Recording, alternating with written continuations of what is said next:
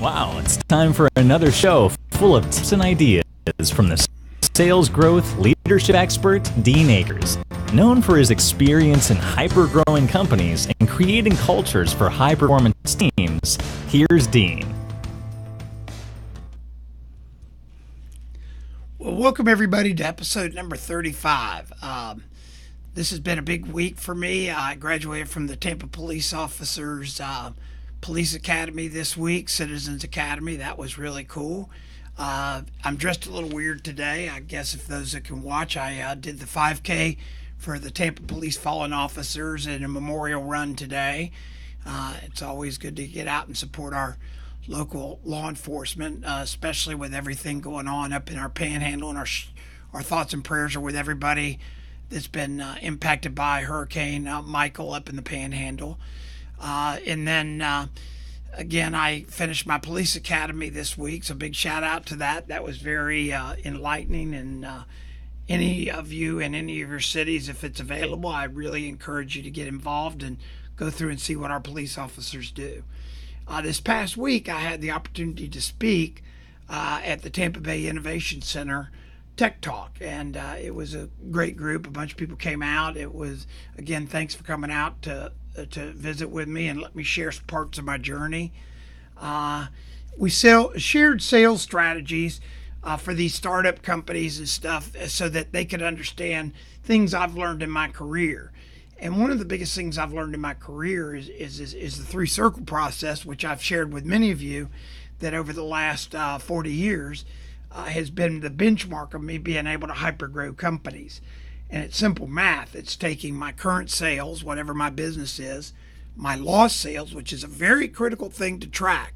If you're not tracking your lost sales with dollars, and I don't really care if you lost it for price or why, but that you actually were on the deal, that number minus the gross amount of sales that would happen in your market in a 1 year period against your annual sales gives you a circle 2, which is the sales you lost for one reason only.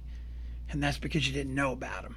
And when I do that exercise with my own teams, and when I do that exercise with companies I work with, it's totally enlightening.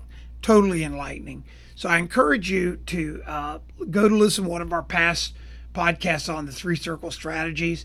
If you have any questions, reach out to Dean at deanakers.com on the three-circle process. I'll be happy to get with you on that and go through all the steps and help you. One of the things that comes out of the tech talk that I did, though, and many of the questions I've answered and some of the follow-up I've gotten in this past week has to do with self-talk. And my newest book coming out in probably November, December is Self-Talk, Think Like a Child. And what it really amounts to is that we in business, or we personally, start telling ourselves things that many times it's just not true. And then we worry about stuff that happened 2 years ago, and we angst about stuff that has not yet happened. And all this self-talk clouds the moment. I mean, I have people go, well, what if this happens? What if that happens? Now, it's not bad to look at possibilities, but totally overthinking it can sometimes put you in paralysis where you never do anything. And most entrepreneurs will tell you when they started out on their journey, it wasn't this massive strategies and everything. They just went and did it.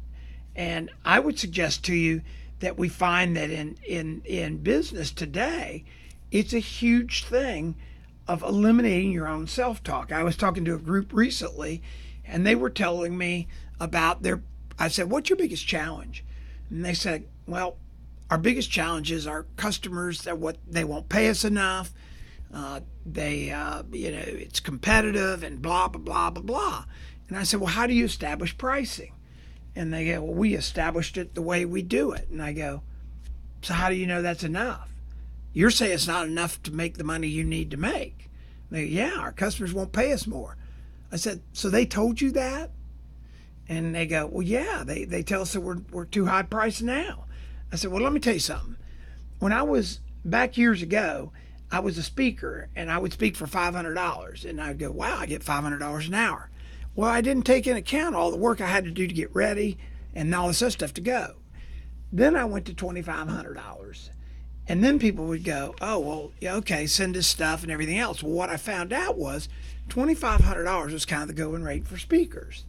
And I would sit there and they treated me like every other speaker. Then I went to 10 grand. When I went to 10 grand, they sent a limo to pick me up at the airport, put me up in a suite, took me out to dinner, treated me like gold. Now here's the question.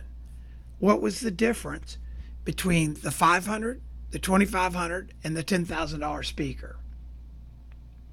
Nothing. What it was the perceived value of the client.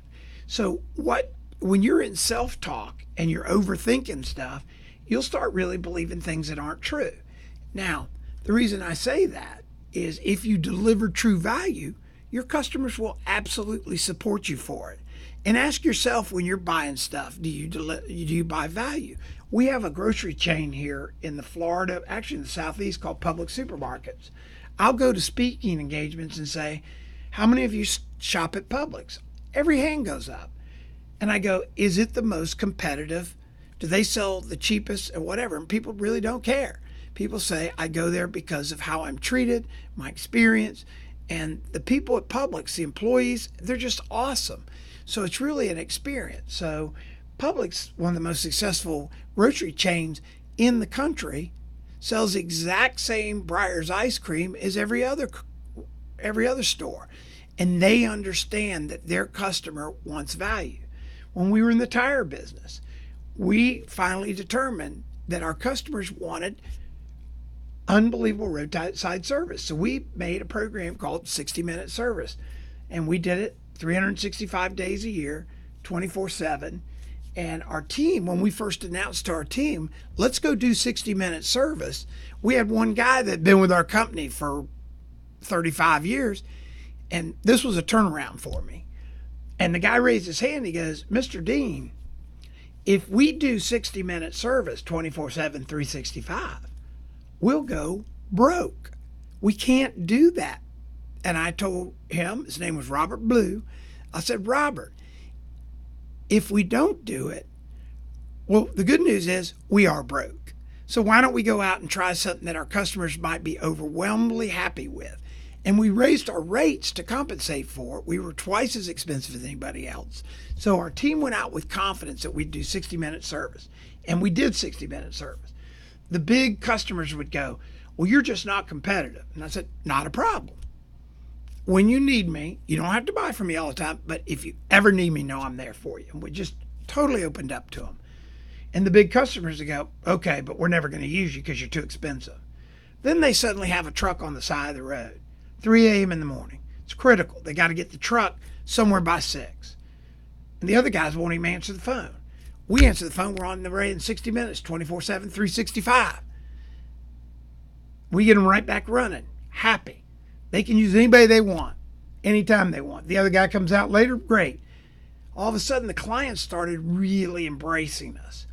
They didn't care. What they cared about was this excellent service. And the company went on to be one of the top commercial tire companies in the state of Florida. And it was all predicated on our team eliminating self-talk and convincing ourselves that the customer's real value they wanted was quick roadside service so they could get up and running. Not, oh, well, we'll promise you a service level agreement within a day. No, they want it now.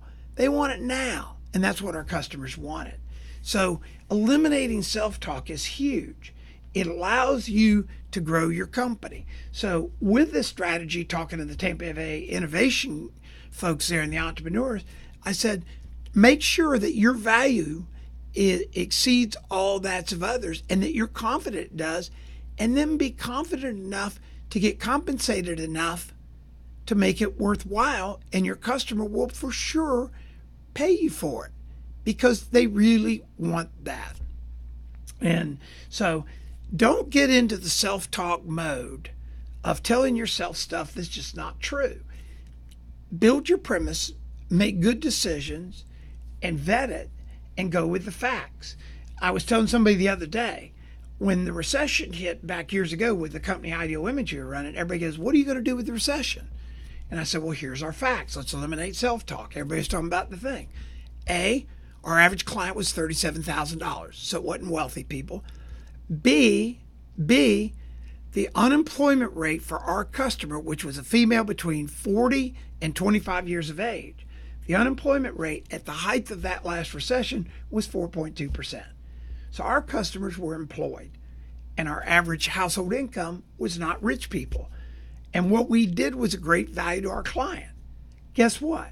When our people eliminated the self-talk and our people embraced the facts, not all this rhetoric about the economy and all this other stuff, but they embraced the facts, we went on to have a very, very successful run during this recession.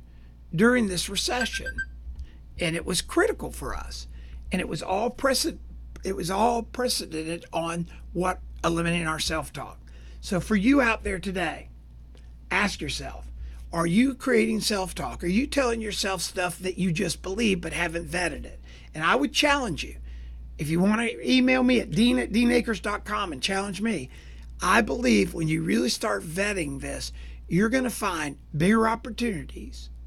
You're going to find pricing and profitability opportunities, and you're going to find the ability to really rock and roll your business by eliminating self-talk and creating and having your team understand those same values. So let's get out there. Let's eliminate the self-talk. Let's think like a child, and let's base everything on facts. Have a great week.